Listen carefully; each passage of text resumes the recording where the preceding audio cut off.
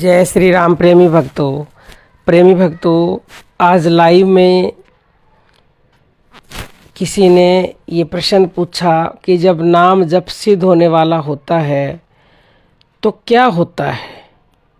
तो देखिए, नाम जब सिद्ध होगा तो भगवान आपकी बहुत बड़ी परीक्षा लेंगे। आपको घबराना बिल्कुल भी नहीं है। आप ऐसा समझ लीजिए कि आप कोई नौकरी के लिए अप्लाई किया है और आपकी बहुत परीक्षाएं होती हैं और अंत में तो सबसे बड़ी परीक्षा होती है, तभी आपको वो नौकरी मिलती है। उस परीक्षा को जब आप पास कर लेते हो तब। तो यहाँ भी नाम जप अपने अपने स्वभाव के अनुसार सभी लोग करते हैं और बहुत से तो निरंतरता से नहीं करते हैं, उनका छूट जाता है, और कुछ निरंतरता से करते हैं और करते करते जब वो पूर्णता पर पहुंचने वाले होते हैं, यानी कि जब उनका नाम जप सिद्ध होने वाला होता है। तो सिद्ध होने का ये मतलब है कि भगवान की पाठशाला में आपने जो एडमिशन लिया था तो वो अब डिग्री लेने का वक्त आपका आ गया है। तो जब डिग्री मिलती है तो भाई परीक्षा तो होगी। पूरे साल आपने पढ़ाई की है क्लास में, तो भगवान का जब आप नाम जपना शुरू करते हो तो भगवान की पाठशाला में आपका एडमिशन हो जाता है। और जब जपते जपते आप अंत में पहुंचते हो तो भगवान आपकी परीक्षा लेंगे। और परीक्षा क्या लेंगे यही जानना बहुत महत्वपूर्ण है। ऐसी परीक्षा होती है कि साधक जो है चारों खाने चित हो जाता है, वो नाम जप छोड़ देता है। देखो, 5 हमारे अंदर दोष हैं, चोर हैं, शत्रु हैं। ये सबसे बड़े शत्रु हैं काम, क्रोध, लोभ, मोह, अहंकार। जब आप नाम जपना शुरू करते हो कई बारी तो बहुत अच्छा चलता है। ये साधक को आगे बढ़ाने के लिए होता है कि साधक एक बार मीठी गोली दे दी, टॉफ़ी मिल गई उसको, और आगे बढ़े, अच्छे से करता रहे।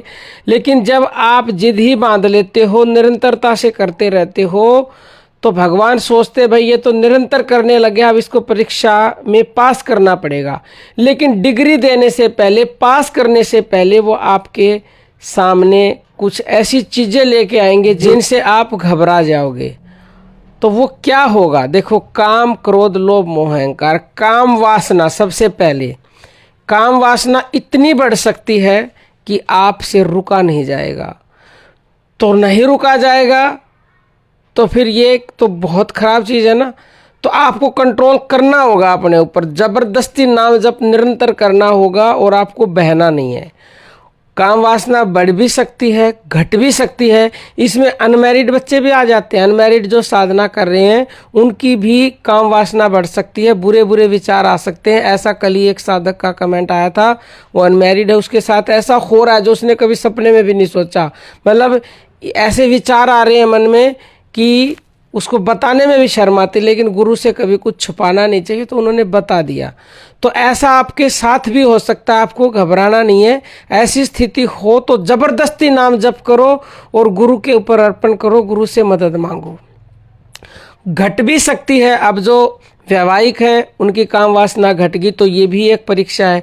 तो आपको डरना नहीं है, निरंतर साधना करनी है। दूसरा, काम, क्रोध, गुस्सा बढ़ भी सकता है, बहुत ज़्यादा गुस्सा जब नाम जप सिद्ध होने वाला होगा तब।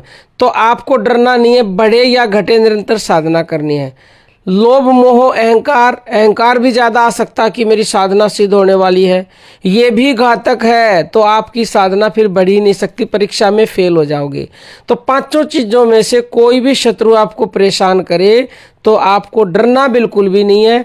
आप ये समझ लीजिए अब मैं पूर्णता पर पहुंचने वाला हूँ, या आपका ध्यान ही लगना बंद हो जाता है। कई बारी एक साधक है हमारे, उनका ध्यान लगना बंद हो रखा, जबकि बहुत अच्छा ध्यान लग रहा था। ये उनकी परीक्षा हो रही है कि अब उनका ध्यान ही नहीं लगता।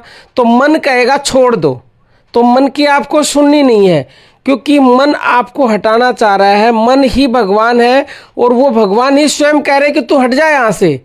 तो नाम जप के लिए कहा जाता है कि स्वयं भगवान भी आकर ये कह दे कि तू नाम जप छोड़ दे तो भी नहीं छोड़ना, तो आप परीक्षा में पास हो जाओगे। भगवान सोचेंगे ये तो भाई किसी भी परिस्थिति से डरा नहीं, घबराया नहीं, अब इसको डिग्री देनी पड़ेगी। यानी कि अब आपका नाम जप सिद्ध उसको करना पड़ेगा, और जब नाम जप सिद्ध हो जाता है तो डिग्री आपको मिल जाती है और आपकी मनचाही इच्छाएं पूरी होने लगती हैं। जो आप सोचते हो वो पूरा होने लगता है, पूर्वाभास होने लगता है, बीमारियां दूर होने लगती हैं, और कई बार भविष्य का भी ज्ञान हो जाता है। और निर्भर करता है आपको कौन सी सिद्धियां प्राप्त हुई है, आपका प्रारब्ध किस तरह का। तो उम्मीद करते हैं आज की वीडियो से आप लाभ लेंगे, और आपके साथ भी कोई ऐसा अनुभव हो रहा है, कोई ऐसी आपकी परीक्षा हो रही है तो कमेंट करके ज़रूर बताना, ताकि आपको जो है हमें भी पता चले कि आपको ऐसे अनुभव हो रहे हैं। इसी के साथ अपनी वाणी को विराम देते हैं। सभी साथियों को प्रेम भरी जय जय श्री राम।